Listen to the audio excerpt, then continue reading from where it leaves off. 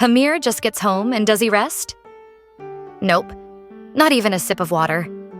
He heads straight to the Queen's palace to greet his mom. For Hamir, that's like basic son duties 101. The moment the Queen sees her precious golden boy enter the room, her face lights up like a fireworks show. She beams and immediately asks about his trip. How was it? How's he feeling? Yada yada.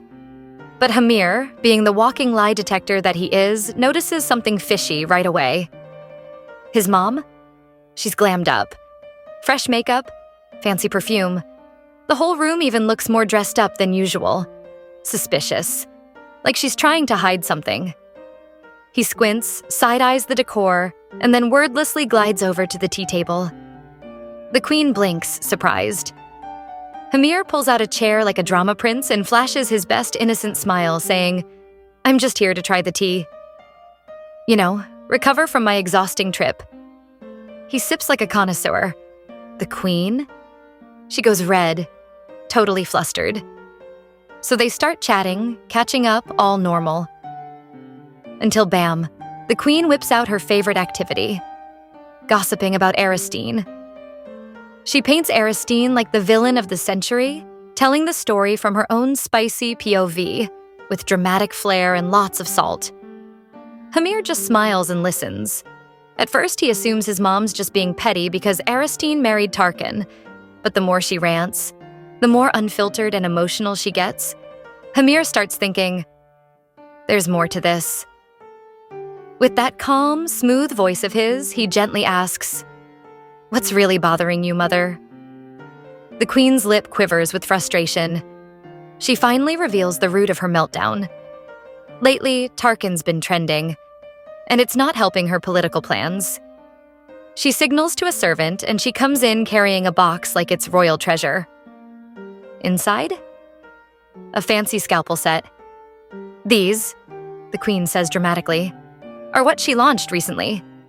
And now people are calling them Blades of Heaven. Can you believe that? Hamir peers inside, inspecting the scalpels. A medical business? He wonders. Risky. Then he spots a card tucked inside the box. The Queen explains that it's some legal agreement. The responsibility falls on doctors if they misuse the scalpels, not the manufacturer. That's what's really grinding her gears. Hamir reads it and raises a brow. Okay, but that's still kinda unfair, right? Products can be faulty. Why put all the blame on the user? Flip it, she snaps. He flips it, and his eyes go wide. It's signed by none other than Dr. Umir, aka the top surgeon in Irugo. That signature means full credibility. No one's gonna question it now. And suddenly, Hamir fully gets it. His mom's plans to sabotage this? Toast. So now they're stuck. They can't even pull a malpractice scandal. The Queen grumbles that the only hope left is to wait for some big medical accident to shift public opinion. Oh, and don't even get her started on the steel. Apparently, Aristine found some magical no-rust steel. The Queen's fuming. She didn't even go to school. That must be pure dumb luck. But Hamir, still sipping tea, starts thinking. If she really got this result, that means she's probably been running test after test after test. She's not doing this for show. She's doing real work. This isn't political. It's personal. Like a real merchant. He starts smiling to himself. The Queen sees it and looks confused. Hamir leans in, his eyes gleaming like a fox. There is an easier way to destroy her business, and the key is the steel. The Queen squints. But we already tried replicating it. Yeah, don't, Hamir says with a smirk. No need. Remember, you own the biggest iron mine in Irugo. Ding, ding, ding. The Queen's jaw drops. Wait, you're right. I can just cut off her supply. Exactly. No raw materials means no production means bye-bye business. The Queen practically vibrates with excitement. She's already planning Aristine's downfall in her head, and she's never looked more alive. Seeing her all fired up again makes Hamir genuinely happy. To her, Hamir truly is the only one worthy of inheriting the crown. And now that he's back, she's ready to begin their glorious counterattack. So, turns out that date Tarkin and Aristine went on yesterday? The one where they were supposed to check the market and attend the opening of Aristine's scalpel store? Yeah, that thing? About to be all over the front page. Journalists are already prepping headlines and spicy captions, just waiting for the couple's green light to publish. Jack can't help but bring it up, grinning ear to ear. So, how was that fantastic date of yours? He sing-songs. Aristine?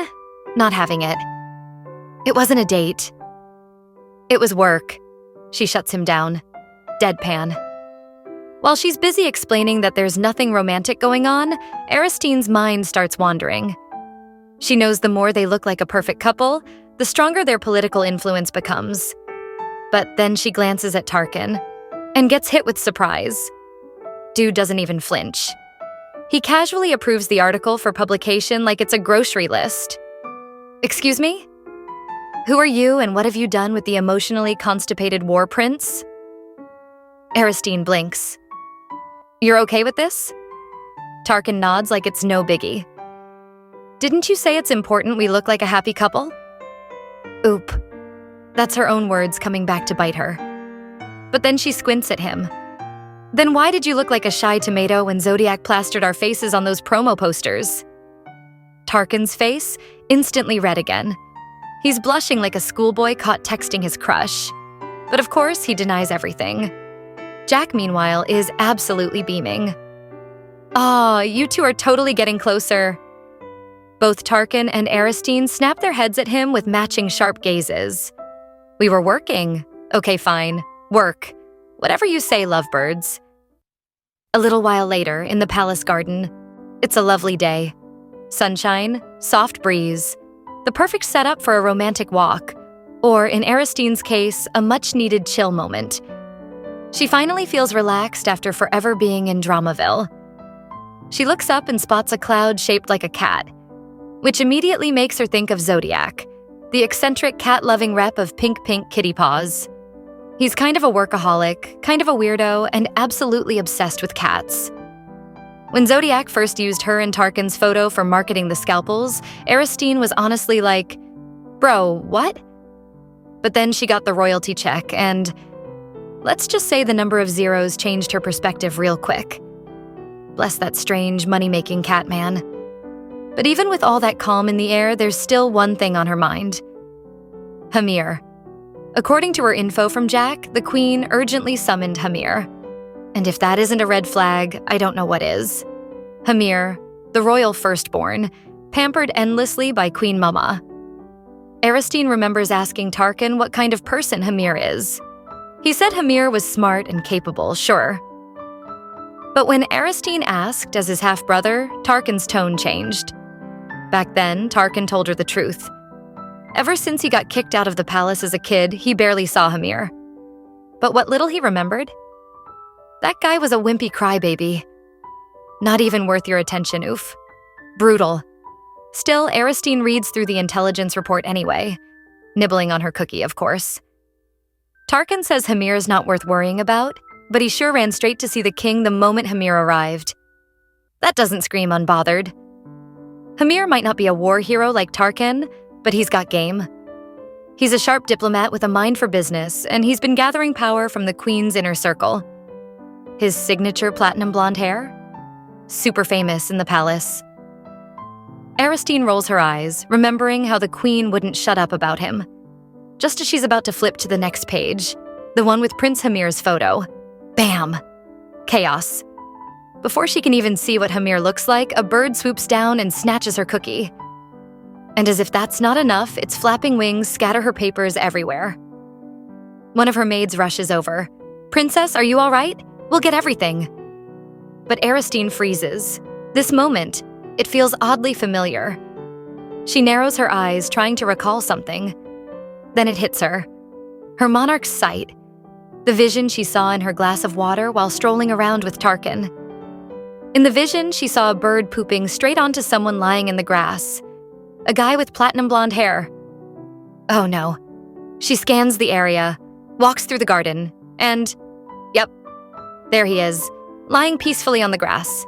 Platinum, blonde, hair, Still clean. For now. Aristine looks up, and there it is. The same bird from her vision. Up in the sky, locked and loaded, ready to drop its nasty little present. No, no, no, no. Aristine bolts. She sprints across the grass like a woman possessed, throwing herself forward, and in one dramatic leap, she lands right on top of the man. They both go down. She's panting, eyes wide, face totally in panic mode. I'm sorry. That platinum blonde man is none other than Hamir, completely stunned that a woman just tackled him out of nowhere. His eyes widen the moment he realizes it's Aristine on top of him. Yep, definitely didn't see that coming. Well, mister, you just got saved from a head full of bird poop. You're welcome. Right when things start to settle down, Yenica appears, calling out her brother's name. She looks around the garden but doesn't spot Hamir anywhere near his usual lounging spot. Turns out, Hamir has already pulled Aristine into the bushes with lightning speed. He puts a finger to his lips, silently asking her to keep quiet. Aristine, confused and still catching her breath, is about to speak, but Hamir, wearing a calm, cheeky smile, gently signals her to stay silent. Today, he says, is his day to slack off. And since Aristine technically saved him, he's willing to share his secret hideout with her. The word savior throws her off, but Hamir casually explains that she saved him from the horror of bird poop disaster. Even though Aristine thinks it's a stretch to call her a savior, Hamir insists. It could have ruined his entire day if it landed right on his hair, and since only Aristine witnessed the danger, she knows just how bad it could have been.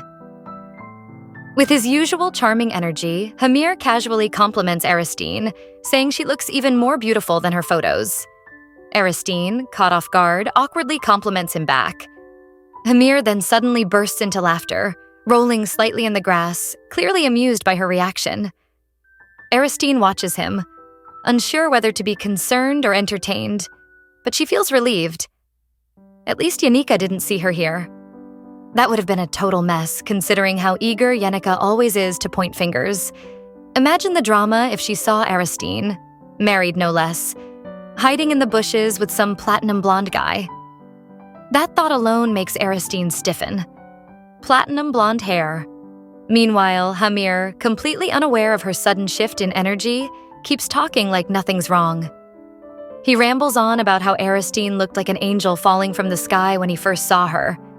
But Aristine, still trying to make sense of the situation, blurts out a hesitant question, asking if he's Prince Hamir. Hamir looks momentarily thrown off, just a flicker. Aristine, now sweating nervously, starts to feel regret creeping in. She had never seen Hamir in person before, not even a portrait. She acted purely on what she saw in her monarch's vision, and now here she is, tangled up in bushes with a stranger. This was definitely not how she pictured their first meeting. She had imagined something much more formal, dignified, not grass stains and accidental tackles. Sensing her discomfort, Hamir decides to play along. With an innocent expression, he says that he's not Hamir at all. His name is Lou, just a guy who likes quiet spots and lazy afternoons. Aristine finds it hard to believe, but before she can press further, she hears someone laughing nearby. She peeks through the bushes and spots Yenica chatting with a man who also has platinum blonde hair. Turns out it's Belos, Hamir's aide. Yenica had bumped into him while searching for her brother. Aristine watches the scene from a distance, unable to catch their words, but they seem to get along well. She glances back at the man beside her. Lou looks well-built, relaxed, completely at ease. Not at all like what Tarkan once described. Tarkan had called Hamir a weakling, someone not even worth her time. But the man Yenica's talking to now, Belos, kind of fits that image. So, with a sudden sense of certainty, Aristine concludes that the man with Yenica must be Hamir. The real Hamir almost bursts out laughing. He's clearly enjoying how well the act is going. Eventually, Aristine gets up to leave. She politely tells Lou that she only came to warn him about the bird situation, and quietly thanks him for helping her avoid any unnecessary misunderstandings. But just as she's about to walk away, Hamir stops her again. He casually asks if she usually walks around at this hour. When she turns and asks why, he simply says he was wondering if he might see her again. After all, she must feel lonely in a distant country like this. That catches her off guard. Hamir tries to sound casual, suggesting maybe she'd want to make new friends. But Aristine begins to suspect that this guy isn't just some idle servant.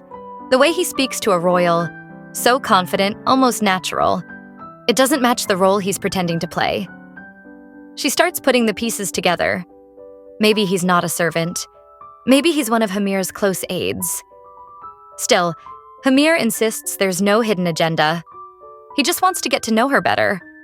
But Aristine has heard that line far too many times through her monarch's visions. She recognizes it for what it usually means. With a look of mild annoyance and complete certainty, Aristine accuses him of being a gigolo. Hamir freezes.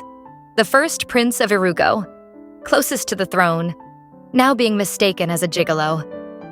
His face flushes red, his heart skips a beat, and his eyes sparkle like a man hit by a sudden wave of emotions he didn't sign up for. For some reason, he doesn't even hate it. Aristine stands her ground, calmly declaring that she's not interested and that he's definitely picked the wrong woman to mess with. But her serious tone only makes Hamir bite back laughter, his shoulders lightly trembling. Aristine, proud and unbothered, throws in a confident remark. She's too busy making money anyway. The moment she says money, she immediately regrets it. Crap, she thinks. Of all things to mention in front of a suspected gigolo, why would she bring up money? That's basically bait. She had meant to push him away, but now she's worried the guy might cling even harder. In a huff, she tells him to forget what she just said and walks off. But Hamir, clearly intrigued, wonders out loud. Why would a princess need to make money in the first place? That question lingers in Aristine's head. Ever since her scalpels took off, she didn't expect attention from people like him to show up so fast. Maybe she's gotten a bit too confident lately. Okay, maybe a lot confident. But it's not entirely her fault. Everyone keeps praising her. Zodiac's over-the-top support, the rising sales numbers, and the recognition she's earned, it all built up her pride. Who wouldn't get a little smug? Hamir watches her with amusement, eventually bursting into laughter, even wiping away a tear. To him, Aristine is something else. Unexpected, entertaining, and definitely not boring. He then, almost seriously, asks if Tarkin restricts her, financially speaking. Aristine reflexively says no and nearly adds that she runs her own business, but stops herself. She quickly raises a hand to cut him off. She reminds him, she's married, and more importantly, he knows who she is. She throws in that she has a bunny-like husband and adorable fox-like maids waiting for her. At the word bunny, Hamir freezes. His mind scrambles to connect the image of Tarkin. With a bunny? Or maybe a wild hare? Technically not wrong, but still disturbing enough that he has to shake it out of his head. He stares at Aristine, almost impressed. She's clearly something else. He steps closer, this time dropping the flirty act. Calmly, he explains that he's not who she thinks he is, not some guy chasing after money or playing games. He admits he's always been curious about her. Now that he finally gets to talk to her, the curiosity has only grown. He just wants to get to know her, nothing more. And so, he asks, what can he do to earn her trust? Aristine blinks, genuinely taken aback for a second. This man, platinum blonde hair, turquoise eyes, striking features. He looks like someone straight out of a romance novel. If he's really not a gigolo, then why isn't he denying it outright? She watches him closely. He smiles at the strangest times. Never flustered, never defensive. He's either incredibly composed or incredibly good at pretending. Eventually, she tells him, if they part ways here and never cross paths again, then she'll believe what he just said. It's safer that way, she thinks. She knows nothing about him, and getting too close would only be asking for trouble. Hamir, still smiling, reflects on her words. He knows it's impossible. Now that he's back at the palace, their paths are bound to cross again. Not as some flirty stranger and a wary princess, but as Prince Hamir and Princess Aristine, wife of the second prince. He wonders how Aristine will react when that moment comes. Not ready to let her go just yet, Hamir offers her something, a secret about Prince Hamir. Aristine, cool and unreadable, asks if he means Hamir's weakness. Leaning closer, Hamir explains that what people hide often holds power. With a little help from him, she could take an easier path in palace politics. But before he can finish, Aristine cuts him off. She makes it clear. She doesn't back down from challenges. If she wants something, she'll fight for it. But she won't use dirty tricks to defeat her enemies. That's not how she plays. Hamir raises an eyebrow. He thinks she's naive. In politics, there are no clean moves, no clear lines. That's just how it is. But Aristine smiles with full confidence. She's not naive, and she's definitely not stupid. She simply believes in her own strength, enough that she doesn't need tricks to win. The conviction in her words is stronger than anything Hamir has observed so far. He flinches slightly, caught off guard by how real her stance is. He softens, looks down, and apologizes for underestimating her. But Aristine isn't finished. In a colder tone, she warns him.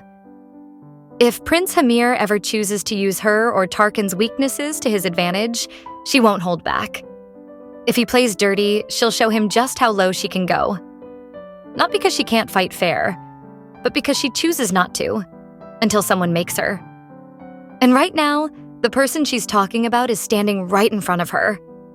She tells him she doesn't want to hear any secret from someone she can't even identify. She doesn't know who he is, and therefore can't trust a word he says. Hamir snaps his fingers, still smiling, and agrees to her terms. If staying away earns her trust, he'll honor that. He promises not to chase her, not to seek her out again, and not to return to this spot. But just one condition. If they ever meet again by chance, he wants to be friends. That throws Aristine off a little, but she catches herself. This could just be a roundabout way to set up their next encounter. She accuses him of planning a fake coincidence. Hamir just laughs. He insists he's busy. He doesn't have time to stalk anyone. Aristine thinks about it. Friendship. She has so few of those. After a moment, she agrees. Back near the palace, her maids are frantically searching for her, calling her name. They finally find her, relief washing over their faces. Aristine explains she was just out walking and wandered a little too deep into the garden. As she turns back, she glances once more at the path she came from. Her thoughts linger on Lou. If he really isn't a gigolo, then maybe it wouldn't be so bad to be friends. After all, she doesn't have any friends. Not really. Tarkin is her husband and partner, sure. But the closest thing to a friend she has is Mukali. Then again, can you really call your husband's subordinate your friend? Or is she the only one who sees it that way? Her mind spins with questions, worries, and uncertainties. About friendship, about boundaries, about what comes next. And in that quiet moment, Aristine realizes maybe figuring out how to be friends with someone is harder than she thought. At the royal smithy in Tarkin's palace, things are usually hot, loud, and full of flying sparks. But today, something's different. Ritrin, the royal blacksmith working directly under Aristine, has been riding the wave of popularity ever since the launch of Angel's Blade, the name he proudly gave to Aristine's surgical scalpel. Once known as a full-blown troublemaker back in Catalaman, Ritrin's now a rising star in Irugo's blacksmithing world. He's kind of getting used to being admired. Just like Aristine, he's low-key basking in his own success. Not that either of them will say it out loud. When Aristine shows up at the smithy, Ritrin's expression lights up like a puppy spotting its favorite treat. After all, it's thanks to her that he's where he is now. But he notices something off in her face. She looks a bit troubled. Before he can ask, Aristine suddenly blurts out an unexpected question. Would Ritrin be free this weekend to watch a play with her? The whole smithy freezes. Ritrin drops his hammer. Literally. His face turns red, his hands go clammy, and his heartbeat becomes the loudest sound in the room. Aristine asking him to a play? His brain short-circuits. He tells himself not to misunderstand, but his heart clearly doesn't get the memo. Aristine quickly realizes what kind of chaos she's just created and awkwardly tries to take it back. She apologizes, telling him to forget it. But it's too late. Ritrin collapses dramatically to the floor, his poor heart shattered into 1,000 confused pieces. Why did she invite Ritrin in the first place? Because lately she's been feeling off. Like maybe she's just not boss material. Not when she can't even make friends.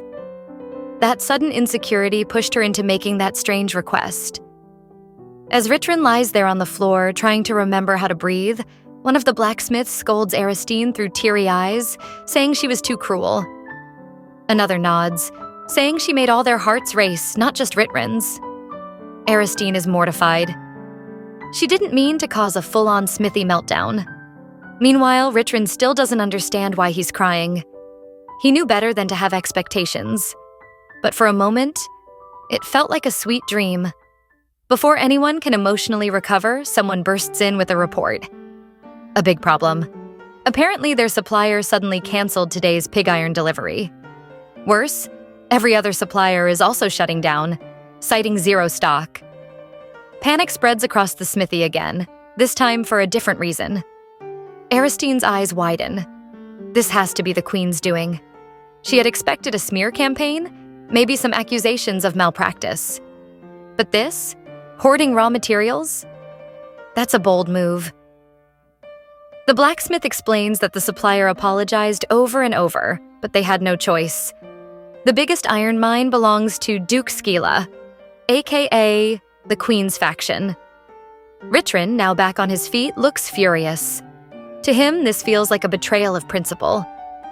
Aristine, however, stays calm. She asks about their remaining pig iron stock. The room falls silent. Finally, someone speaks up. They'll run out by tomorrow.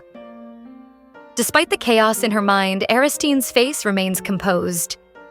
Meanwhile, the others are close to full-blown panic, worried about deadlines, client orders, and the domino effect of this disruption. Ritrin suggests exposing the Queen's plot, but Aristine, still clear-headed, explains it's pointless.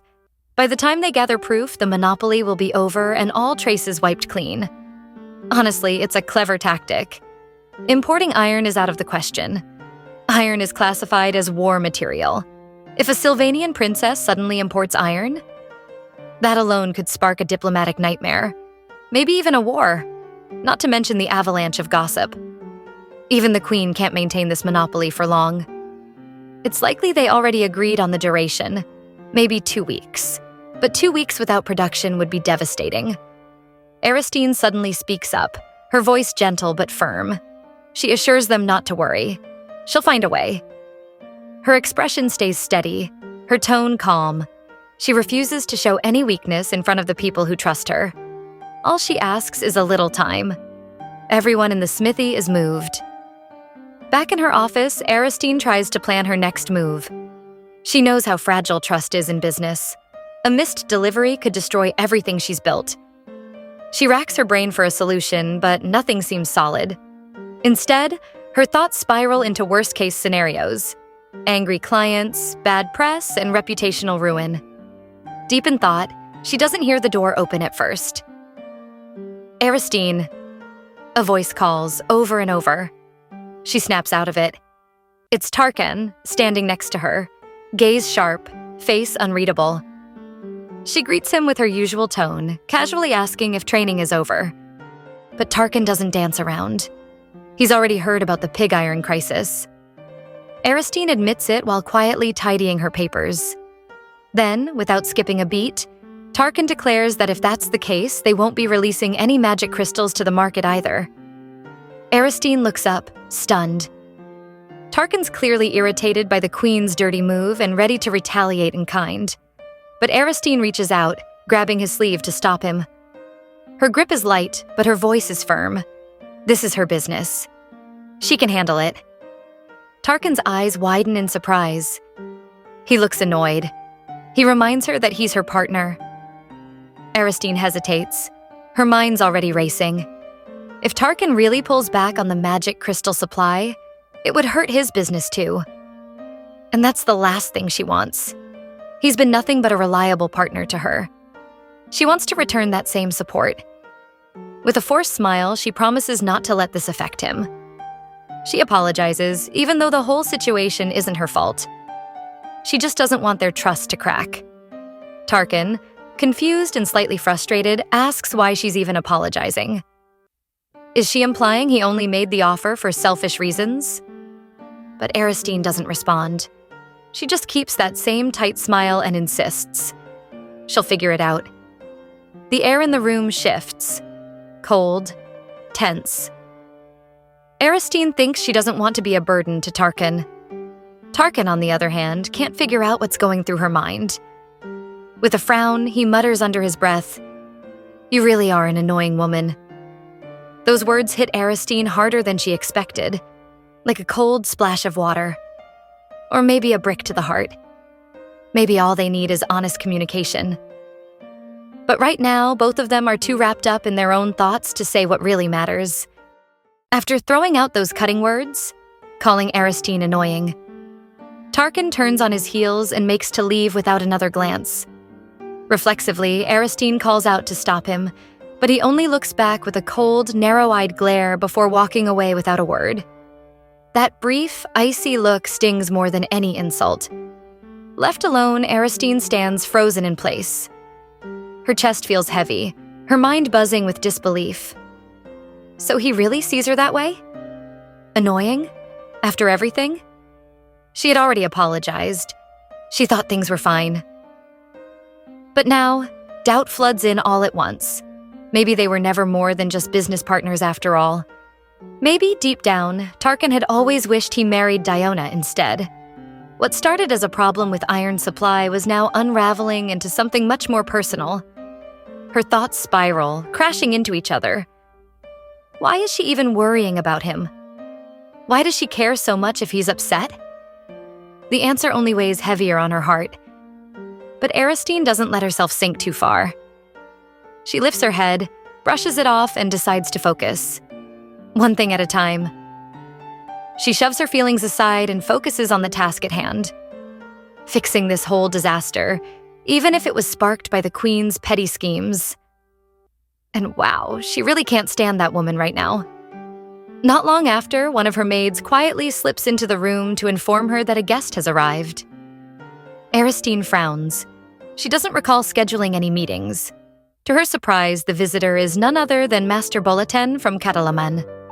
With his usual grace, Bulletin offers a respectful greeting and immediately apologizes for arriving unannounced. Aristine welcomes him anyway, and Bulletin, not wanting to waste her time, gets straight to the point. He's here on a personal matter and plans to leave shortly after. He reminds Aristine of a promise he once made, to gift her something special. Unfortunately, the gift isn't ready yet, and for that he apologizes again. Aristine assures him it's fine. There's no rush. But Bulletin insists. This delay could damage his honor and Catalaman's reputation. To make up for it, he's brought something else in the meantime. Aristine's eyes widen the moment she sees it. Crates of iron bars stacked neatly in carts. Her heart skips. She knows exactly what this means. Delivering iron now, when the Queen is trying to monopolize it, is a huge risk. She looks at Bulletin, concerned for what this could cost him. But Bulletin is calm. He explains that this delivery isn't about politics. It's about honor. A promise is a promise. Aristine's heart swells with gratitude. Bulletin smiles, clearly pleased by her reaction. Then, leaning in ever so slightly, he whispers that this is all he could gather while avoiding the eyes of the Queen's allies. Aristine is genuinely touched and asks how she could possibly repay him. But Bulletin shakes his head gently. If anything, he is the one who owes her. He points at the necktie he's wearing, gifted by Ritrin, using the money from his very first paycheck. He never imagined Ritrin would turn out like this.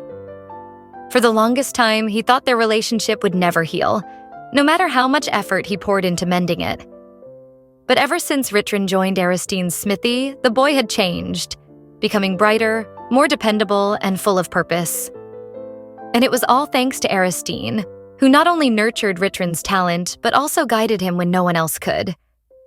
But Aristine, with her usual humility, says that Richrin's growth is due to his own effort, and Boletin's genuine care. Hearing that makes Boletin pause, visibly moved by her words. Elsewhere, Tarkin sits silently, staring down at the crates of iron stacked before him. He doesn't say a word, but the tension in his jaw speaks volumes. Durante appears behind him, reporting that Catalaman responded faster than expected, giving them a few days of breathing room for production. He then asks the question hanging in the air. Why didn't Tarkin tell Aristine? Tarkin replies plainly, "This is just a temporary fix. It doesn't solve the root problem.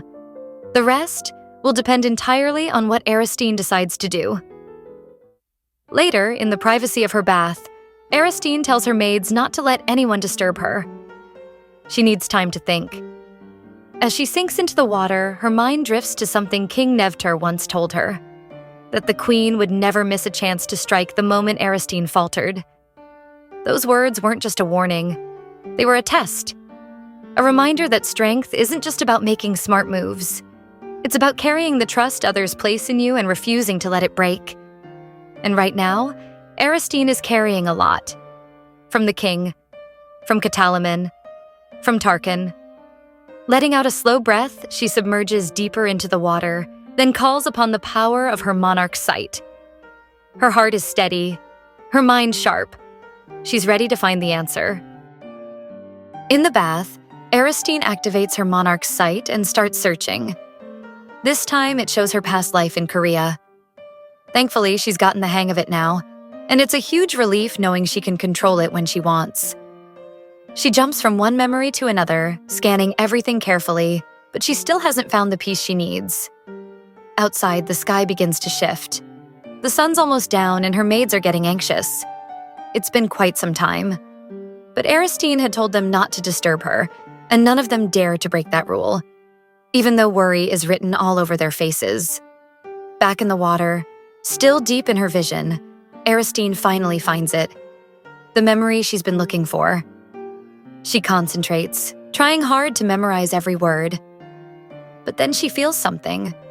Warm, and not in a good way. A drop of blood falls from her nose. That's when it hits her. How long has she been in here? The water's gone cold. Her body's freezing. From outside the room, she hears a voice giving orders to open the door. The maids hesitate. They're scared. Aristine had been clear about not letting anyone in. But the voice belongs to Tarkin. With a cold, sharp stare, he tells them flatly, if something happens to Aristine, are they willing to take responsibility? Hearing the noise outside, Aristine prepares to stand. But the moment she moves, her vision spins and her body gives out. There's a loud splash. Without a second thought, Tarkin bursts into the bathroom. His eyes widen at the sight of Aristine, motionless in the freezing water. Her skin is pale, almost bluish. Without wasting a second, he rushes to her side and lifts her out of the tub, holding her tightly in his arms. His voice trembles as he calls her name, but she doesn't respond. She feels cold. Too cold. The maids are panicking, rushing around in a blur while Tarkin yells at them to call Hamir immediately. In the bedroom, things don't calm down. A maid, holding a change of clothes with shaky hands, asks if she can help change Aristine, since her temperature might drop further if she stays in wet clothes. Tarkin is still sitting on the couch, arms wrapped around Aristine, her soaked body pressed close. He glares at the maid, clearly not ready to let anyone else touch her. But eventually, he lets them do it. The fire crackles gently. Now in dry clothes and tucked into bed, Aristine lies still. Tarkin stays close, eyes fixed on her face, gently brushing a strand of hair away.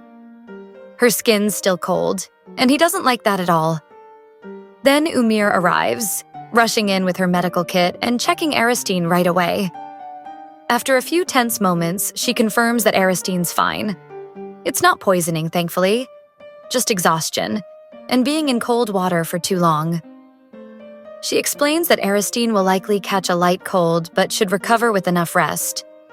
Tarkin still isn't convinced. He tells Umir that Aristine's hands are still cold and she hasn't opened her eyes yet. He refuses to believe she's okay. Umir, slightly surprised by his insistence, calmly says she's confident in her diagnosis. Tarkin can trust her. But his expression stays hard. Since they've already tried the usual method to warm her body, Umir suggests using a folk remedy to help lower the fever and stabilize her temperature. The word folk remedy catches Tarkin off guard. He turns his eyes toward Aristine, still lying unconscious, her skin pale and ice cold.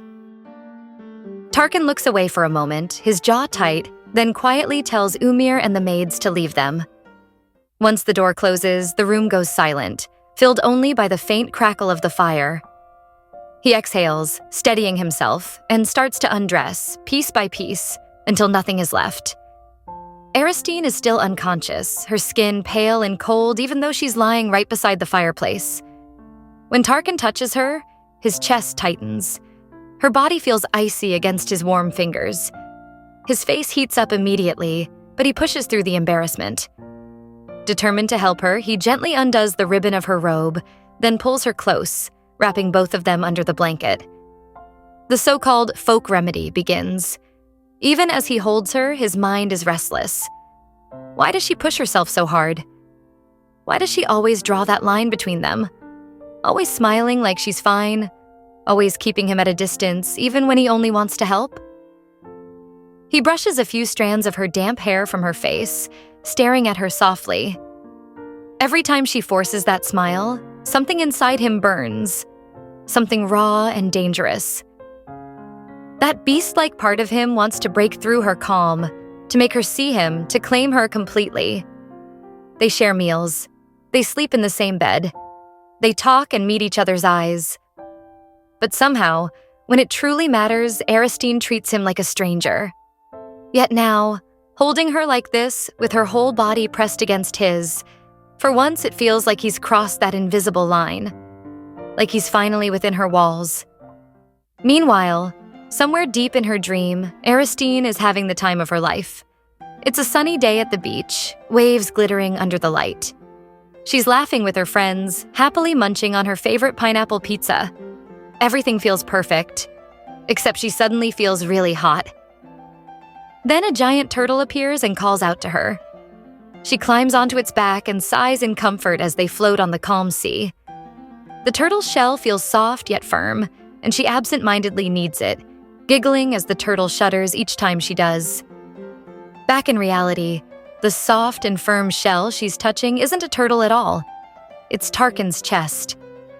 Still half dreaming, Aristine keeps patting him absent-mindedly. Something about the warmth and shape feels strangely familiar. Then, like a light flicking on, realization hits. She opens her eyes and instantly freezes, right in front of her.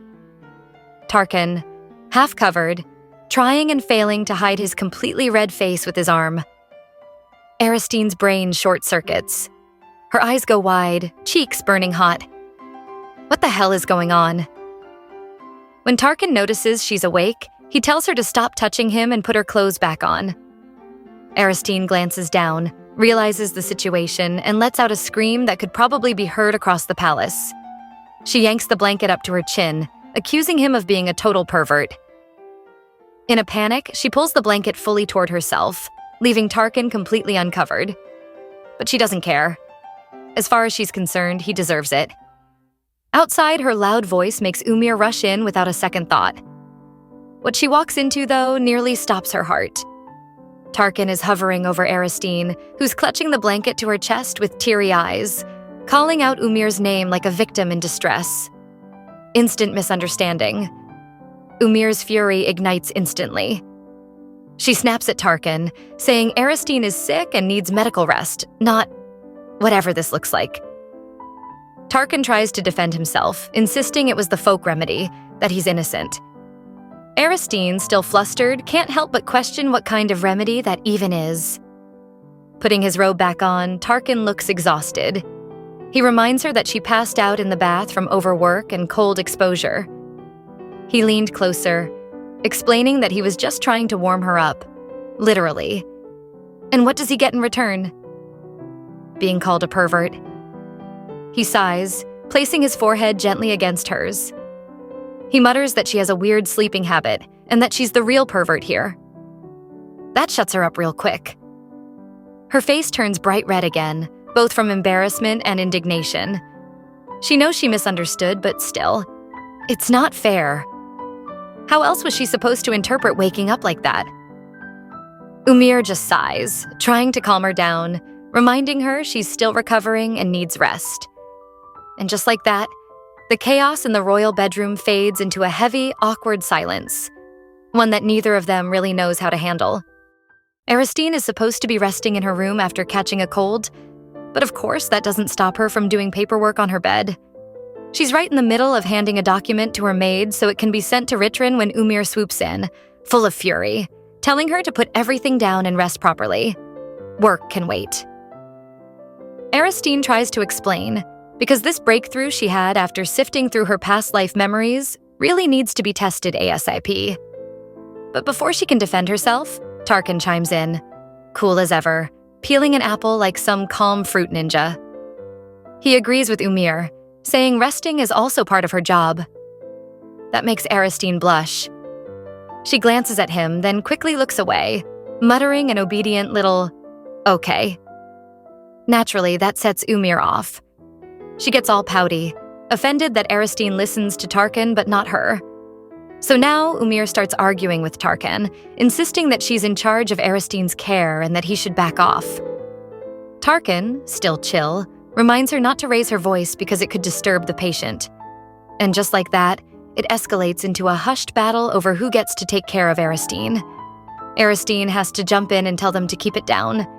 They're the ones who said she needs rest, right? Cue awkward silence, followed by more bickering, just in whisper mode this time. She lets it happen. Honestly, she's too tired to deal with their drama.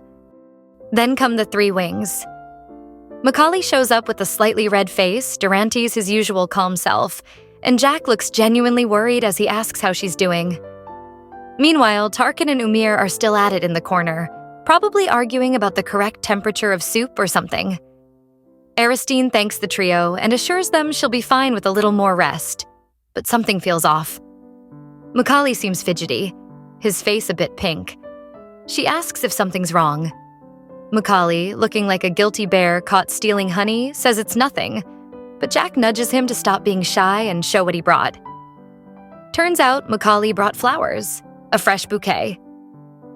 He shyly explains he couldn't show up empty-handed to visit someone who's sick. He hands her the bouquet with a stammered wish for her recovery. Aristine is touched. Umir, of course, is impressed. Everyone beams when Aristine smiles genuinely while holding the bouquet. But then she drops a bomb. It's her first time receiving flowers from a man. Instantly, all eyes turn to Tarkin, shocked. Tarkin looks like he just got smacked in the face by a lightning bolt. Jack's stunned. Macaulay starts to panic. Umir is barely holding back laughter. Jack lowers his voice and grills Tarkin. How could he never give Aristine flowers? Durante, ever the chaos instigator, offers to kill Macaulay so Tarkin can reclaim the title of first man to give flowers. Macaulay protests, flailing beside him, yelling about how he's innocent and still very much alive. Aristine, meanwhile, is busy treasuring her first bouquet. She wants to arrange them herself, put them in a vase, soak up the joy. The background chaos? Completely ignored. As she walks with her maid, the girl expresses concern. Aristine feels a gentle warmth bloom in her chest. These people are just so sweet. She only caught a cold, but they treat her like she's made of glass. It makes her heart feel all warm and fuzzy, like a cotton blanket fresh from the sun. She sneaks a glance at Tarkin. Their eyes meet. They both freeze. She quickly turns away, face flushing. She still can't look him in the eye after last night. It was just first aid. She shouldn't misread his kindness. After all, she believes he already has someone he loves.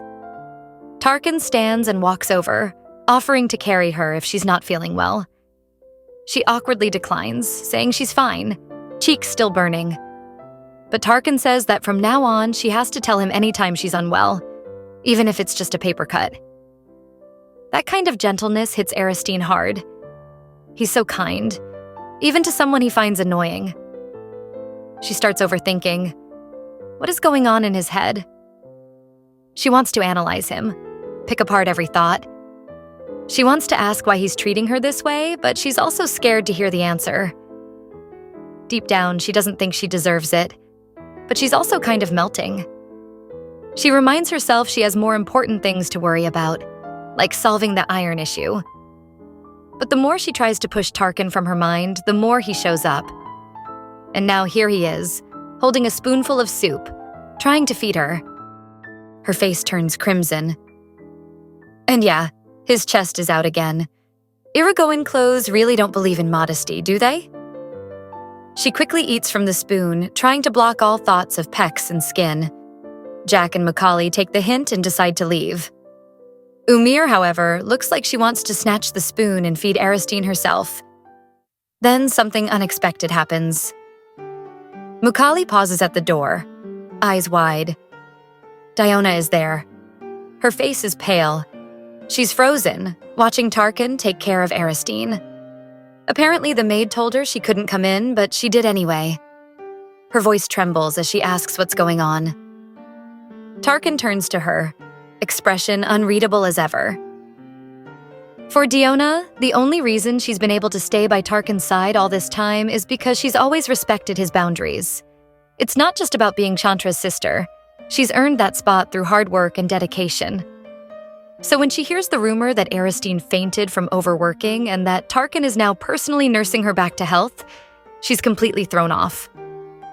Tarkin? That cold-hearted man? Taking care of someone himself? It doesn't make sense. Her heart starts racing with anxiety, but she tries to calm herself down, brushing it off as something shallow, maybe just lust between them. Because for her, just being able to look at Tarkin was enough. She knows how deeply haunted he is by the past. How distant, how indifferent to women, to the point of cruelty. She's always believed that someday he would come to her. But now, what she sees with her own two eyes feels like a slap in the face. It's nothing like what she imagined. Jealousy is burning inside her. If Tarkin ever gives his heart to someone, it should be her. The one who stood by him all these years. She's worked so hard to be someone worthy of standing next to him. But the scene unfolding in front of her eyes? It's all wrong. Her whole body trembles as she tries to keep her emotions in check. Tarkin's cold tone snaps her back. He scolds her for not giving a proper greeting. Diona stumbles a little, bows, and greets them with an unsteady voice. But Tarkin stays icy as ever, asking why she's here. He's clearly irritated, and she knows it. Tarkin hates having his personal space invaded. Then, just like that, he turns back to Aristine, asking if she wants more soup. Aristine suddenly looks uneasy. Tarkin notices and asks if she's feeling unwell. But Aristine is actually trying to signal him, to comfort Diona, who clearly misunderstood the situation.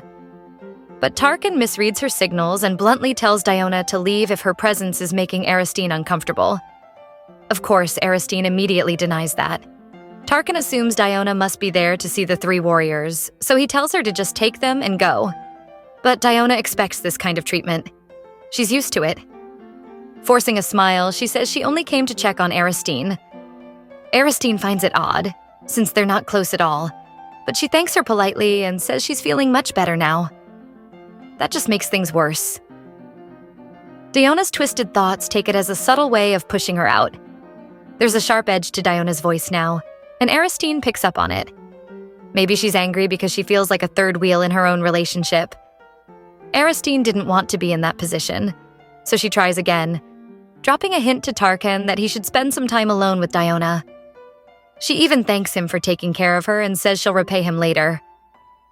But Tarkin snaps, The way Aristine keeps treating his actions like some favor she needs to repay, it bothers him. Now Aristine's confused. Why is Tarkin mad at her too? She feels like she's stuck between the two of them, like a punching bag. Is this a couples fight? Or some weird ploy to make each other jealous? With everything going on, the Iron Crisis, the drama, she touches her forehead, overwhelmed. She glances at Durante, who's been quietly watching nearby. He gives her a soft smile and a little nod, and somehow she gets what it means. It's okay to trust herself. Aristine realizes Tarkin won't go and comfort Diona, and she assumes the warriors must already know about their relationship. So she speaks up, trying to clear things up. She tells Diona that there's absolutely nothing going on between her and Diona's lover. Diona flinches at that. Her face freezes. She stammers, pretending she doesn't understand, insisting she only came out of concern, just like Aristine did for her before. She tries to shift the mood and acts innocent, saying she just wanted to repay the kindness. But when Aristine asks again, Diona's expression gives her away, even if her words don't. Aristine decides to be honest. If she were in Diona's shoes, she'd be boiling with frustration too. This is already the third time Diona's come to her in person. At the wedding, after the scandal about the broken bed, and now. Every time it's been about Tarkin. She sighs, realizing Diona's so-called concern is just a cover. Her face said it all when she saw Tarkin earlier. So Aristine starts explaining why Tarkin is taking care of her, but she hates it. It feels like making excuses. She even tries to reassure Diona that Tarkin and Diona are the ones who have something real. She, on the other hand, is just Tarkin's partner. A bit of a handful, she admits. Diona flinches at that, but oddly, she looks a little flattered too. Aristine hates this whole situation, but she puts on a smile and tells her to rest easy. But Umir, who's been there the whole time, doesn't agree. She's confused. She blurts out that the one who shares a real bond with Tarkin is Aristine, not Diona. And then she casually drops a bomb. They spent the night cuddling, naked. Diona's entire body freezes. Aristine's eyes widen in panic. Umir is basically dumping gasoline on the fire. Diona stammers, asking Umir why there was cuddling when Aristine fainted from overwork. Umir, with a mischievous grin, explains the hypothermia situation, the skin-to-skin body heat thing, and then keeps going, adding spicy details. Something about how the two are a married couple full of passion. Diona's brain just shuts down. All she can think of is Tarkin, who never lets anyone get that close, suddenly breaking all his rules with Aristine. Tarkin finally speaks up, snapping her back to reality. He says this whole conversation has taken a weird turn. Diona panics and moves toward him, trying to explain. But Mukali steps in and blocks her path. She stops, trembling. Why is Mukali getting in her way? Tarkin turns to Aristine and asks why she felt the need to explain everything to Diona, as if she's making excuses. Aristine says it's because it's unfair to Diona. Diona, now desperate, tries to stop her from going on, but Aristine speaks her mind. She says Tarkin and Diona are lovers. Diona has always been special to him. She even mentions how she heard the Queen recognize Diona as his future wife. Tarkin just stares at her, stunned. His expression says everything.